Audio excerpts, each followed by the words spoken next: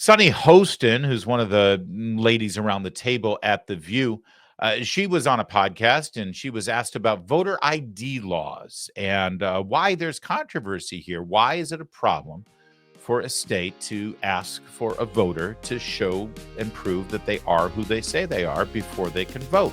Seems like a pretty safe and secure way to go about it. In fact, you'll remember earlier in the week, we had quite a passionate discussion here on the show because we were highlighting something that a guest of theirs said, the black guy with the white Q-tip afro, Elie Mystal. He said that we should get rid of all voter registration and all photo ID laws. Just let people show up and vote. That's what he thinks we should do. So what does Sunny Hostin think about that? Well, I'll let her talk and then you decide, because when I heard it, it sounded kind of racist. Don't have cars, don't have driver's licenses. So it's sort of a vestige of, I think, post-slavery laws where Black people had to prove their right to vote. And oftentimes they couldn't vote because they couldn't pass some crazy test or they didn't have the appropriate ID. It also affects women that are married. Maybe your passport reflects something that's different on your birth certificate or on your driver's license. So really the bottom line is voter suppression. And I agree with him 100%. It's a brilliant notion that less voter ID laws allows more people to vote. And most democracies do it that way. We're the only ones that really don't do it that way. Right. Actually, she's wrong about that. Most countries who utilize the democratic process to choose their leaders like we are, whether they're a democracy or not, do have photo ID laws. That said, if I were interviewing Sunny Hostin on this podcast, I wouldn't do what that guy did and say, right. I would lean forward and say, well, let me get this straight. You just told me that people of color with African-American descent, which you are, right? And women, you just said, which you are, right? Don't want to presume. You said that people of African-American descent and women are more challenged and find it more difficult to get a photo ID. And historically, they haven't been able to do it. Do you have a photo ID, Sunny Hostin? And if so, why are you so much better than the rest of them? Why are you so superior? What makes you so good that you figured it out? Because based on what you're telling me, if you're Black and you're a woman, you're having issues. You're not quite capable yet of getting that photo ID. Are you that much better than them? I'd love to hear her answer to that. The problem here, of course, is that I can't just come out and tell you about Black people's ability to get a photo ID. I'm not qualified. I'm not allowed to, because, if I did, they'd call me names. This guy, on the other hand, I'm going to sit back and let him talk about it. His name is Wesley Hunt.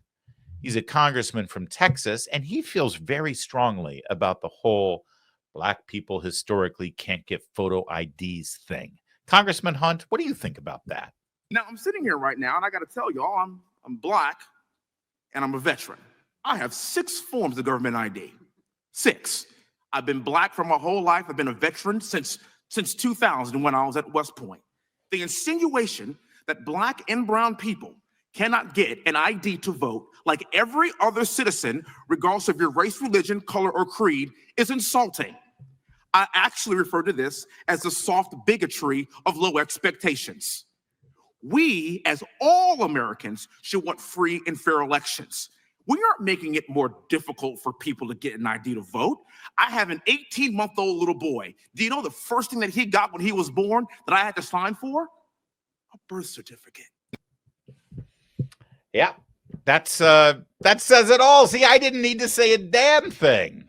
You got Wesley Hunt delivering the message, and I think he does it in an even better way than I could.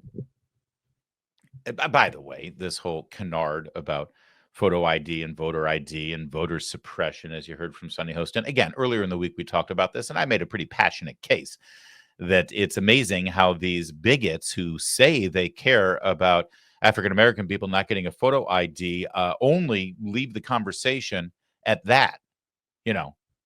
having a conversation with somebody, say, I think you should get a photo ID to vote. And they say, oh, well, that's bigoted because black people can't get a photo ID. And then they just walk away from the conversation. See, I'm still standing here in the middle of the conversation because I'd like to say, hold on a minute. There are people in this country who don't have a photo ID. Why are you walking away from that? Why have you made your slam dunk, you're a racist for trying to suppress black votes argument, and then you just leave? That's not a mic drop moment. You've just introduced an idea that for some reason black people don't have photo IDs in this country. And that's not just a weapon you can use to demonize your opponents who are trying to actually make our elections more safe and full of integrity.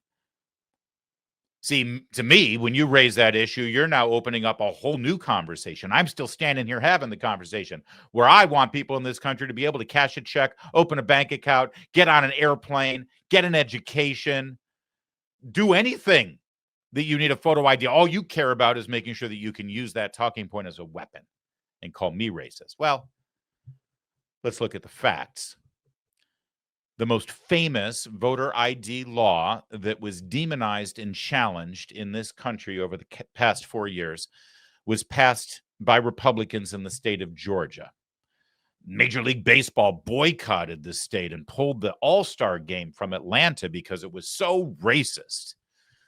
American Airlines, Coca-Cola, all these big corporate entities pulled their presence from Georgia because they were so humiliated that Georgia would be so bigoted and so racist. Joe Biden demonized it and said it was Jim Crow on steroids.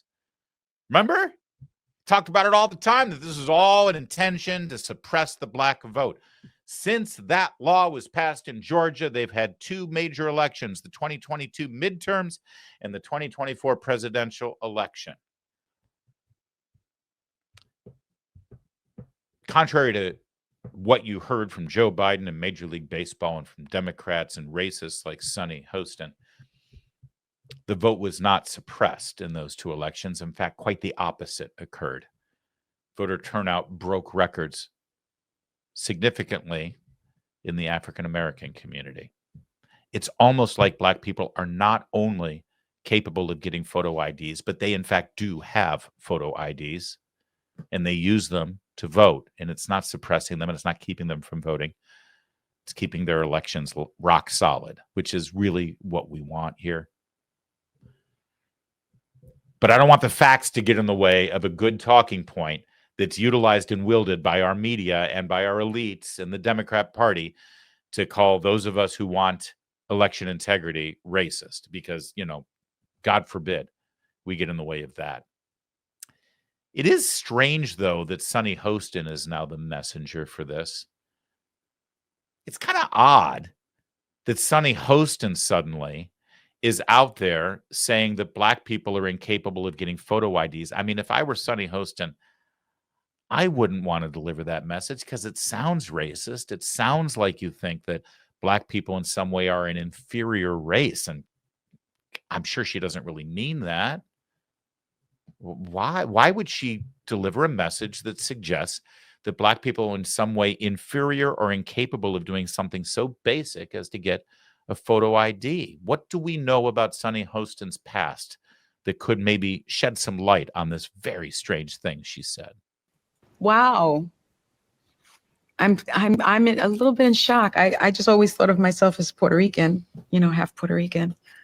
I didn't think I was my family was originally from Spain and slaveholders. Yeah. So how are you feeling, my friend? I think it's actually pretty interesting that my husband and I have shared roots. Yeah. So I do appreciate that. And I think it's great for our children to know this information. I guess it's a fact of life that this is how some people made their living. Yeah. I mean, she's the progeny of slave owners. So I guess if you believe in the whole genetics thing and people being inherently sort of inclined in one way or another, I mean, she's clearly making the case that based on your DNA, your genetics, your chromosomal makeup, your melanin in your skin, that you're inherently inferior and incapable of doing something basic and self-sufficient and independent like getting a photo ID? Well, if you inherently have slave owners as part of your DNA and your makeup, now it all makes sense. So we should cut her some slack. She can't help it. Her ancestors were slavers. And it makes sense now that she's a Democrat too, because let's face it, that's the party of slavery. I mean, they were all over that slavery thing. Oh, I know. They said it was for states' rights, right? When Jefferson and Madison created they call themselves the Democratic Republicans back then. It was during the Washington administration when they formed that political party. States' rights. And those Democrats who formed the Confederacy and waged war against the United States of America so that they could maintain their states' rights. States' rights to do what exactly? Your right to have your own income tax system, your right to have your own sales tax, your right to do, it was the state's right to do one specific thing, I think, was the overriding issue there. And that's why Sonny Hostin, progeny of slave owners, is still a Democrat. That's the legacy of that party. And that's why they continue to maintain that in some way they believe it. I don't. That black people are incapable of getting a photo ID. It all makes sense when you think of it in those terms. I'm glad we could clear it up.